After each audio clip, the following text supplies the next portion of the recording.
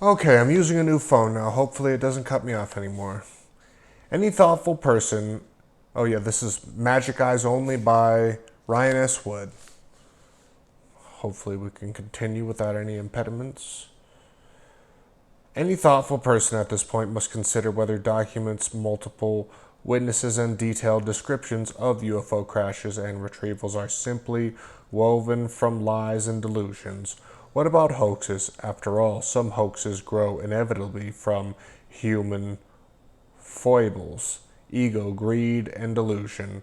Another motive might be to muddy the waters by officials discrediting the UFO subject as advertised in the SOM 101 manual.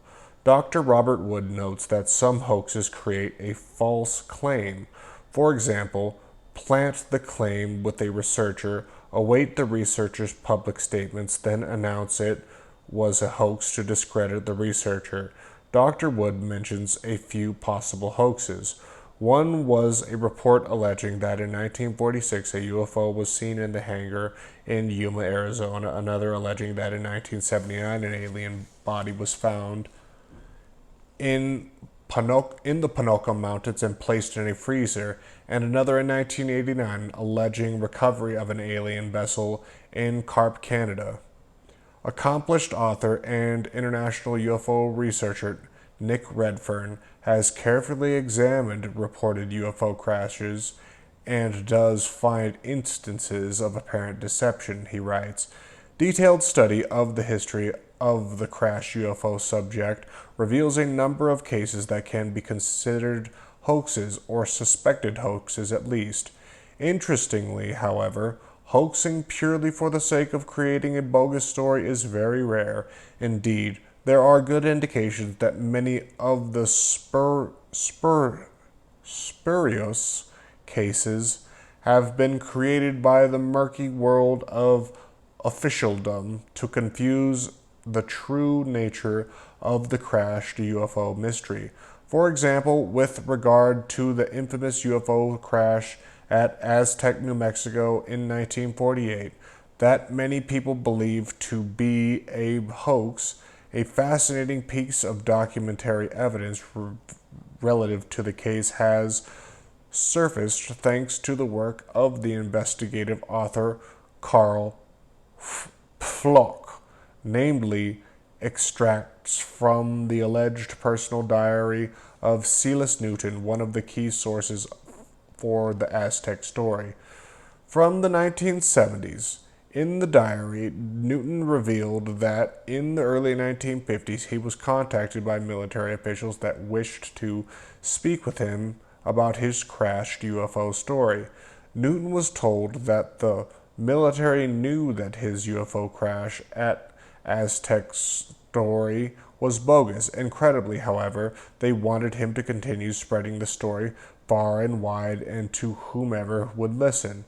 Newton insisted in his diary that while he might not have known too much about crashed UFOs, he has no doubt that his mysterious contacts certainly did know a great deal about the subject. However, according to witnesses that Linda Moulton Howe has interviewed, there was a 1948 Aztec crash.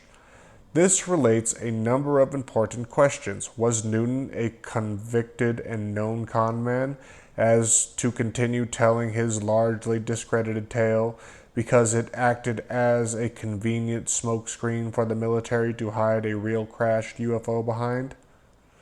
Or is there another reason why the military would want to spread fake stories about the U.S. government being in possession of a crashed UFO? Possibly. The U.S. intelligence community is known to have made use of the UFO controversy as a tool of psychological warfare in the 1950s. It is conceivable that such stories were purposely spread at the height of the Cold War to try to and convince the Soviets that the U.S. had access to a technology the likes of which the Soviets could only dream about. The further example of official hoaxing can be found in the Spitsbergen saga of 1952, when it was alleged that a UFO crashed on the European inland of Spitsbergen. Under the terms of the Freedom of Information Act, the National Security Agency has declassified a translation of a Russian Novosti press agency article on UFOs titled Flying Saucers. There's a myth contained within the article is a small section that read thus: an abandoned silvery disk was found in the deep rock coral seams in Norwegian coal mines in Spitsbergen.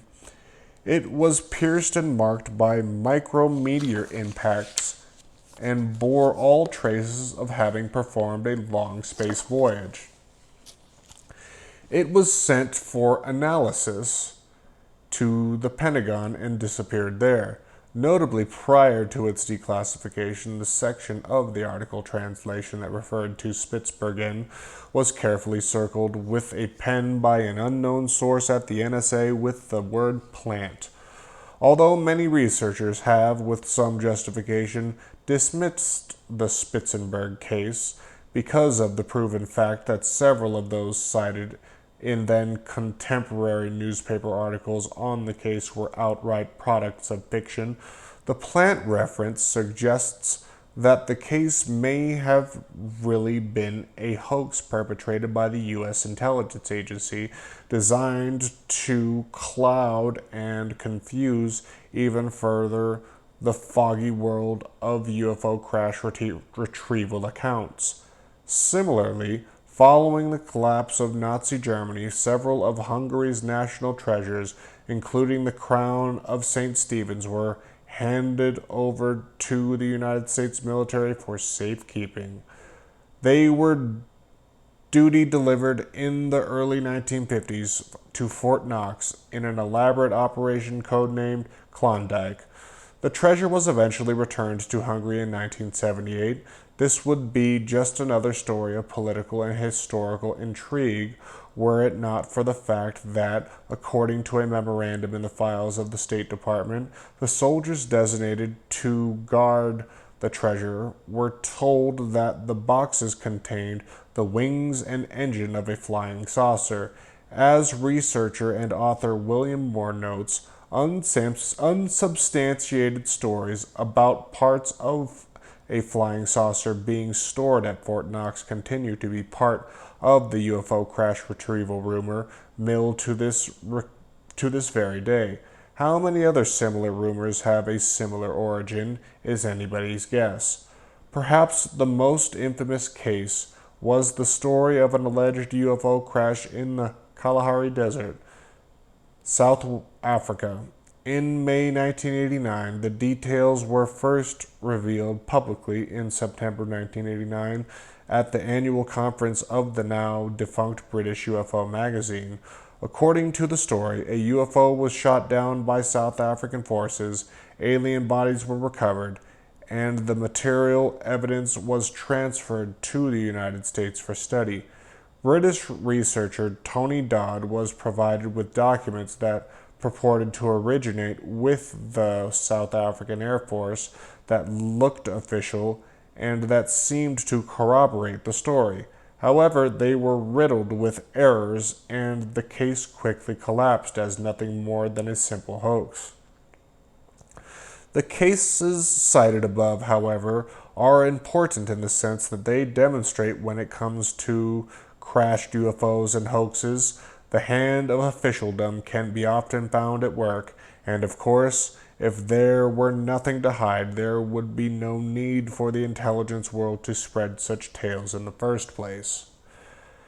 The cases presented in this book span the spectrum of quality, credibility, sources, and evidence. That is the harsh reality at present. It would be ideal if they were all highly credible, with unimpeachable sources and physical evidence, but they are not. However, with more money, resources, and sophistication, virtually all of these cases could be advanced and moved much closer to a firm authenticity conclusion. Many of these cases have reached the this point, with multiple investigators working over the years with highly consistent evidence despite the personal expense of time and money, some crash incidents have collectively absorbed hundreds of thousands of dollars in research. Some cases are authentic almost by definition. They come from essentially unimpeachable sources like the National Archives or from military records. There are several such cases in this book, but if we infer more than what is literally documented, then the case must be treated more cautiously. Given the varying quality of each case, it is important to provide an objective methodology to rate the authenticity of the crash retrieval event for the reader. New UFO crash incidents start at a neutral position until evidence is gathered. Authenticity is a manifold function. It is not as simple as true or false, hoaxed or real. Furthermore, each of the key vectors of authenticity have different weighting factors. For example, an eyewitness to a crash event is less probable than, say, a tissue sample of an extraterrestrial. Hence, authenticity of a crash retrieval incident involves examining the answers to many questions. Where did the case come from? How many direct first-hand witnesses are there? What is their relative consistency, credibility, and relevancy to the case?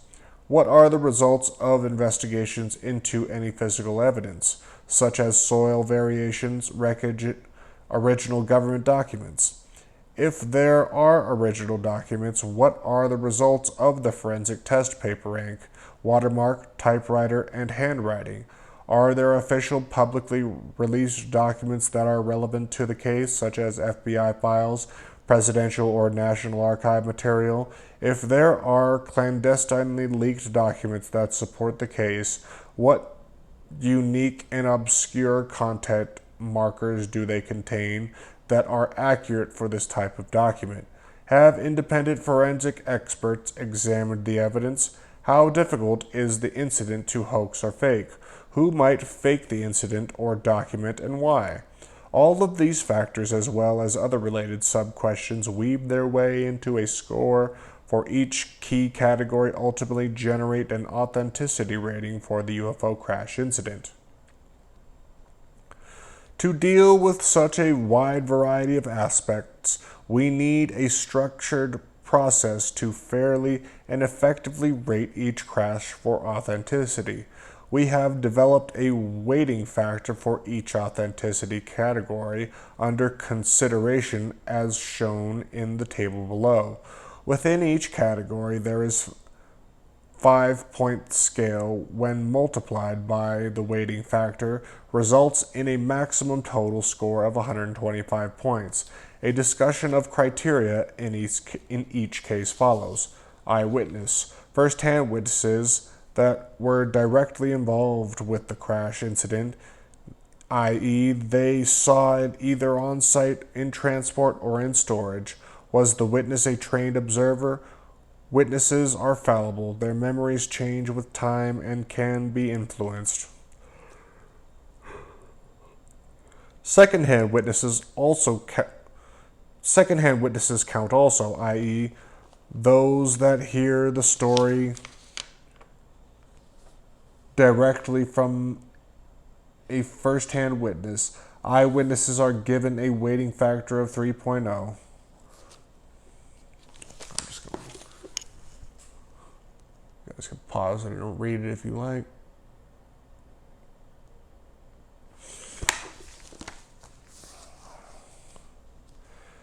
Sources. How did the case or document surface? Was it officially found in the National Archives or equivalent? Is it logical or normal for the source to have been involved? Are there multiple independent sources corroborating the same event? Sources are given a weighting factor of 5.0. Zingers. These are aspects of any of the key authenticity metrics that go far beyond the norm. In essence, a zinger is a verified rare subtlety of the case or document that is exceptionally obscure, weird, or odd, an anomaly. A document example would include typographical anomalies associated with the printing process of the era. A witness example might be a civilian describing and sketching a military insignia patch seen at a crash site that is later verified as accurate and appropriate to the period and circumstances. Zingers are given a weighting factor of 5.0. Oh, why I'm so tired, man.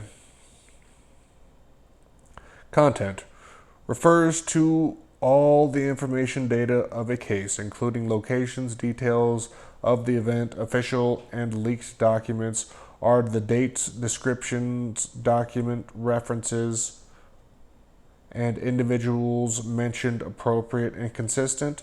What does the case or document say in relation to what was known then and now? Are there obscure facts that were classified then that were declassified or became public after the case was exposed? Content is given a weighting factor of 2.0. Chronology. Is there a detailed, verifiable timeline consistent with the reported facts of the crash retrieval event? Is the placement of document content with respect to organizational history accurate? Are the people reportedly involved in the event supposed to be there? In the case of well-known persons, do their documented meeting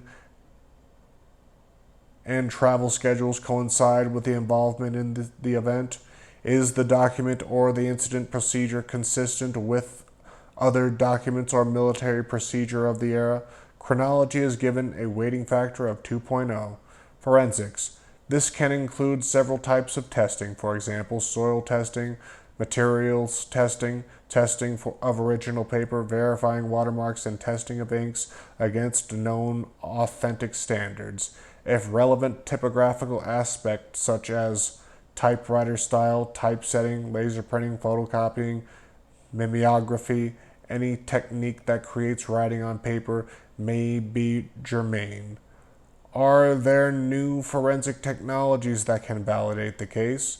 The use of forensic linguistics falls in this category, i.e., the examination by language experts of sentence structure, spelling, punctuation, and writing style, employing sophisticated computer tools as well as hand analysis to pinpoint style markers that uniquely define authorship. Forensic tests are typically expensive and done by independent professionals. Forensics are given a weighting factor of 5.0. Anachronisms. These are problems with the case or documents, stories that don't remotely match the evidence that is out of place in time or space. In documents, formats that are wrong, similar handwriting, or content possibly copied from other documents. These issues can be significant or minor depending on what is known about the frequency of such an anachronism. For example, addressing a military general by his first name in a document may seem like a major mistake in the modern era, but 50 years ago in the company of other generals, this anachronism could in fact be a hallmark of authenticity. The goal is to have no anachronisms. The weighting factor for anachronisms is 5.0. Combining the weighted scores associated with these 7 categories, then normalizing the result to a percentage yields 5 possible levels of authenticity for each case as follows. High level of authenticity, 80 to 100%. This means that virtually all of the available investigative channels and ideas have been pursued, and with each test, the case or document has shown to be authentic or nearly problem-free. At this level, multiple witnesses are present that have seen or the crash or aftermath or read a document about it in an official capacity and have signed or will sign an affidavit to the effect. Physical evidence is available, for example, rocks to test, scarred trees, photographs, or direct ET materials. Forensic tests or of paper ink, obscure content, handwriting, period, typography, and fonts, correct formatting, forensic linguistics, along with no sign of anachronisms, all indicate the highest level of authenticity. At least several researchers are in substantial agreement about the core evidence of the case, often for many years. Medium to high level authenticity, 60 to 80%. The medium high level means that considerable amount of investigation has been completed. Witnesses are present, stories appear genuine, a few anachronisms may be present, but have reasonable explanations. Forensic testing, if possible, has been partially completed, and there are strong signs of case validity. If a document case there exists persuasive content, correct typography and zingers, medium level authenticity of 40 to 60%. The medium level is the starting point for the most UFO crash retrieval cases or leaked documents. In essence, these cases are under-researched. They need research that answers to many questions posed by the weighting factors to move higher or lower. This level shows both signs of positive authenticity and worrisome questions as detailed in the 7 attributes of authenticity cited above. Medium-low level authenticity, 20 to 40%. The medium-low level means the case or document has been studied by many individuals or organizations, and there are stubborn anachronisms that cannot easily be resolved. Forensic tests are not available, or the results are damaging to the case. There are aspects of the case or pages or paragraphs of the document that show signs of authenticity, but on balance there are more damning points than good. Low-level authenticity, 0 to 20%. A low level means that significant irresolvable anachronisms have been identified that cast doubt on the entire case or document. Virtually all investigative avenues have been pursued and show little or no sign of internal consistency. Witness stories don't match and differ from the direct evidence. A credible motive for faking the document or hoaxing an evidence may be identified along with likely perpetrators. The reader will notice the authenticity graphic under the title of each case. It is important to weed out false cases, and this places a special burden on the honest UFO researcher whose search continues. Nowhere is this better demonstrated than in the pioneering work of Leonard Stringfield, arguably the world's premier collector and disseminator of data on the subject of UFO crash retrievals. Born on December 17, 1920, he was nicknamed Webster in high school due to the astonishing fact that he actually memorized the entire dictionary. After graduating from college in 1939, Stringfield joined the 5th Air Force directly out of Wrightfield, Ohio, and subsequently served in Australia, the Philippines, and Japan, first as a journalist and then later in the fields of intelligence and counterintelligence. Following the Second World War, he worked for 31 years at the Du Bois Chemical Company, where he retired in 1981 as their Director of Public Relations. But it was on August 27, 1945 that Stringfield was thrust into the mysterious world of the UFO when two Iwo Jima August 27, 1945, that Stringfield was thrust into the mysterious world of the UFO when, at Iwo Jima, in the Pacific Theater, he encountered 3 Foo Fighters as pilots were calling UFO sightings, flying perilously close to his aircraft. As Stringfield himself noted, the orderly world I thought I knew was no more. Between 1953 and 1957, Stringfield developed his UFO studies and served as director of CRIFCO, the Civilian Research Interplanetary Flying Objects Group. Beginning in 1954, Stringfield worked cooperatively with the Air Defense Command of the U.S. Air Force. Until 1957, he regularly screened and reported to the United States Air Force details of the UFO activity in the tri-state area of southwestern Ohio, northern Kentucky, and southeastern Indiana. As Stringfield himself recalled, at the time, many UFO sighting reports came to my home from police departments, sheriff's offices, state police, and media and citizenry. I was assigned a code number, Foxtrot Kilo 30 Blue, which would identify me at the telephone exchange to report by phone to the Air Defense Command Air Filter Center at Lockbourne Air Force Base in Columbus, Ohio. If my screened UFO report was confirmed by radar or other means, Air Force interceptors were scrambled.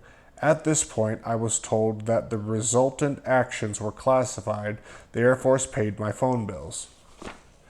Stringfield's first book, Inside Saucer Posts 3 Blue, was published in 1957. He served from 1957 until 1970 as public relations advisor for the Washington, D.C. base at NICAP, the National Investigations Committee on Aerial Phenomena.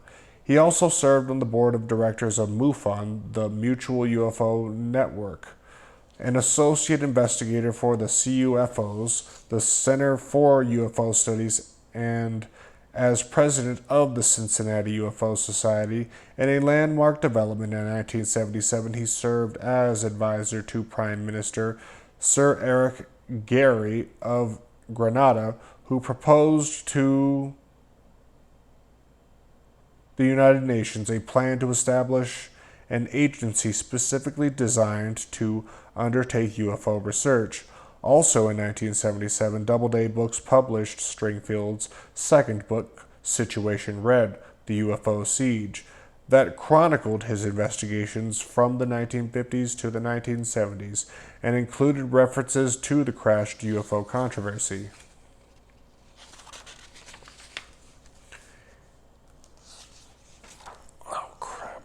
Interest stirred by Stringfield's book, Situation Red, spurred him to dig deeper into reports of UFO crashes and ultimately led him to focus exclusively on this particular aspect of the UFO phenomena. Between 1978 and 1994, oh my God, Stringfield self-published 7 well-received status reports on crashed UFO incidents that revealed a wealth of data from numerous named and confidential sources. Collectively, there were hundreds of pages of previously unseen and vitally important data. As Stringfield noted in his final stage report published in February 1994, if this should be my last monograph on UFO crash retrievals, I feel a warmth of satisfaction that my contributions have made a dent into the credibility that UFOs have had fatal failures. Sadly, on December 18, 1994, after a long bout with cancer, Leonard Stringfield died in his sleep one day after his 74th birthday, yet not before adding immeasurably to what history must show is a new stage in human understanding. Some skeptics of Stringfield will say that he played an active role in the U.S. government's disinformation efforts. This is possibly, but not very logical or likely, the best strategy for minimizing the impact of a crash retrieval stories would be to say nothing and let the whole issue fade from memory. Instead, Stringfield was a forceful advocate to the end, writing books, speaking at conferences, and stirring the pot for public interest. Dr. Robert Wood, respected researcher of leaked UFO documents after 43 years as an aerospace physicist for McDonnell Douglas Corporation, reports, I had the good fortune to meet with Leonard at MUFON Symposia, and I think in about 1990 or 1991 I introduced myself and asked him the question, Len, if you had to make an even money bet and let me pick high or low. What, in your opinion, is the number of crashes we have recovered? My recollection is that he said 10. This was much larger than I had expected at the time, since I hadn't studied the topic much. Actually, I think he was low. His own data argue for the order of 30 crashes, especially if you include those that he may have not known about, such as the LA air raid cases, since none of those documents had leaked at the time. Len's insight into the phenomena, provided by his merely listening to the witnesses and assessing their integrity and circumstances, permitted him to figure out, long before most of the rest of us, that we had a healthy crash retrieval program underway for years, hiding the truth from everyone without a need to know. His reports, together with research now done on leaked documents covering the Majestic 12 group, the Interplanetary Phenomenon Unit, and captured and downed craft, are suggestive of an aggressive plan to get them into our laboratories. My conclusions, based on active work in this area since 1967, point to many craft and alien occupants recovered and captured at one time in the early Cold War. So much military action took place. Perhaps firing on these craft, one might have described some of the actions as an interplanetary war. I feel that one of the most important reasons for continuing secrecy is the strong desire of those in charge not to reveal such enormous control that has been exerted over what the public thinks. In contrast, Leonard Stringfield's work has proven excellent and surprisingly offers many leads even today for checking up on some of those reports. We can only hope that his files receive the further research they deserve. For those who still dismiss the exceptional research of Leonard Stringfield and Dr. Robert Wood, it is instructive to summarize what we know about Project Moondust, an activity that updated UFO recovery intelligence from its origins in the late 1940s. No, not the late. Why did I add that? My God. UFO recovery intelligence from its origins in the 1940s to recent decades.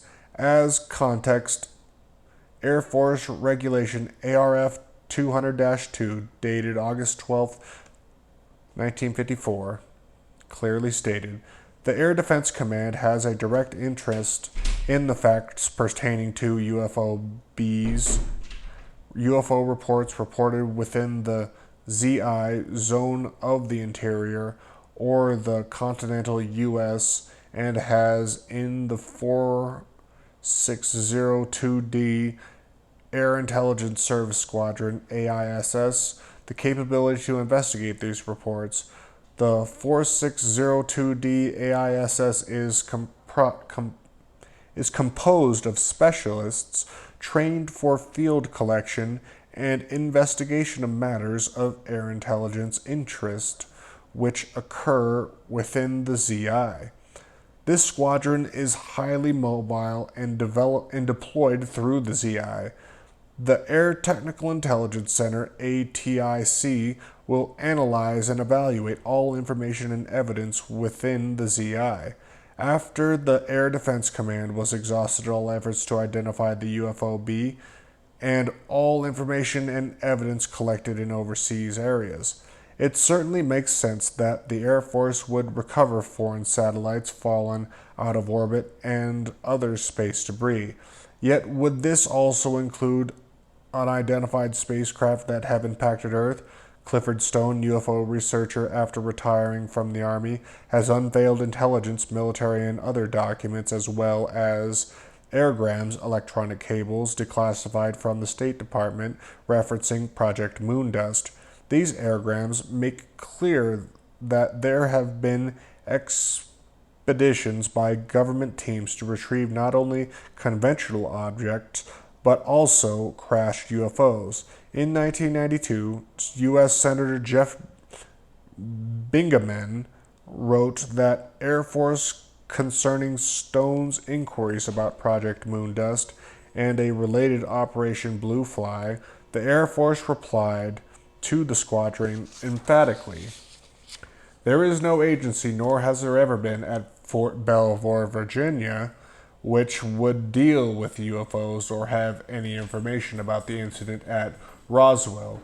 In addition, there is no Project Moondust or Operation Blue Fly.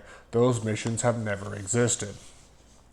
This reply would contradict not only references to moondust in declassified State Department cables, but the revealing instructions in an Air Force memorandum titled AFCIN, Intelligence Team Personnel, dated 13th November 1961.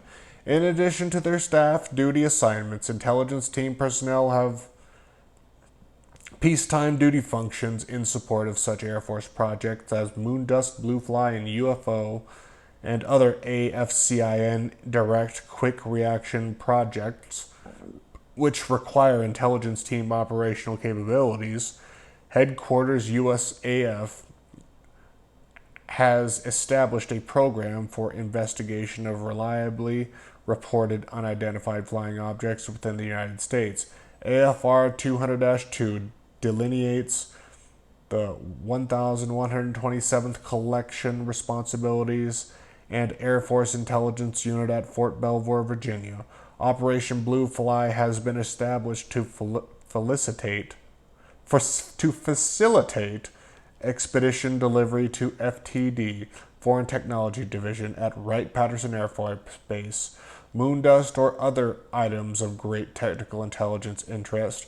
Peacetime employment of AFCIN intelligence team capability is provided for in UFO investigations, AFR 200-2, and in support of Air Force Systems Command, AFSC, Foreign Technology Divisions, FTD, Project Moondust and Moonfly. Confronted with evidence, the Air Force wrote to Senator Bingaman to correct the record. It said that the Korean War intelligence teams were deployed to recover downed enemy equipment, and that these activities evolved into Project Moondust to recover space vehicle debris and Operation Blue Fly to retrieve downed Soviet bloc equipment. These teams wrote the Air Force were eventually disbanded because of lack of activity. Project Moondust and Operation Blue Fly missions were similarly discontinued, from outright denial to limited admission of a conventional object that faded out due allegedly to lack of activity. Some may not be comforted to hear that the Air Force disbanded missions to recover space debris and foreign equipment. Some may wonder how the lack of activity comports with approximately 1,000 pages of official documentation on Moondust and Blue Fly that have now been released into the public domain by the Department of State, Air Force, Defense Intelligence Agency, and CIA. One nearly illegible report from 1965 is titled Fragment Metal Recovered in the Republic of the Congo, Origin Believed to be an Unidentified Flying Object. One Moondust case from Bolivia presented later in this book was gleaned from a FOIA request to the U.S. Department of State. The case concerned a crash object recovered at Tire Mountain, Bolivia in May 1978. A formerly secret State Department airgram asserts preliminary information provided has been checked with appropriate government agencies. No direct correlation with known space objects that may have re-entered the Earth's atmosphere near May 6th can be made. However, we continue to examine any possibilities. The possibility that the object was a meteorite can almost certainly be discounted, primarily because the Department of State's airgram of 15th May states the object was egg-shaped metal and about 4 meters in diameter. CIA reports of May 1978 on the same topic have also surfaced, and veteran journalist Robert Pratt conducted extensive research on site in Bolivia, surfacing many unexplainable details. In 2003, sources contacted this author about the Bolivia case, prompted by the cable television sci-fi channel's reference to moon dust documents. These sources were surprised to see public reference to the Bolivia event about which they had secret official knowledge. They confirmed moon dust operations, which usually involved retrieval of the downed satellite or aircraft, but sometimes involved UFOs. Sources stated that the object recovered by the U.S. in Bolivia was not big, 15 feet max, dirty white and oval. No one seemed to know what the object was, as it had no markings, entry points, or seams, and was extremely light. It was delivered to Wright-Patterson Air Force Base. One source stated that the Bolivia case was the strangest that he had ever been involved in. Information since that time indicates public disclosure of moon dust led to renaming the activity through its functions must certainly continue unless we believe the military has no further interest in downed satellites or aircraft, not to mention UFOs. We believe that moon dust itself was only the surface of a much more deeply concealed intelligence research and development infrastructure. No doubt, the modern equivalents of the Interplanetary Phenomenon Unit, the Special Committee on Non-Terrestrial Science and Technology, and the Majestic 12 Group have also taken new and different forms in recent decades. Yet the fundamental phenomenon that called these organizations into existence, as shown by the cases that follow, persists. Put simply, on rare occasions, craft from non-human sources crash into Earth, and governments jealously retrieve and exploit these finds in greatest secrecy. Nevertheless, the secrecy has begun to erode. The natural urge for honest minds to seek the truth has begun to reveal as much about ourselves and our own history as it does about the capabilities and intentions of space visitors and their technology. This research, however, thinly supported in today's culture, has begun to shed light on official acts performed in our name. To explore these matters is not unpatriotic. To commend them for research is not irrational, and to publish them openly is not zany and foolish. As we begin to comprehend this secret of the past and its meaning for the future, it is time for Magic Eyes Only to enlighten our eyes also. My goodness, what an intro.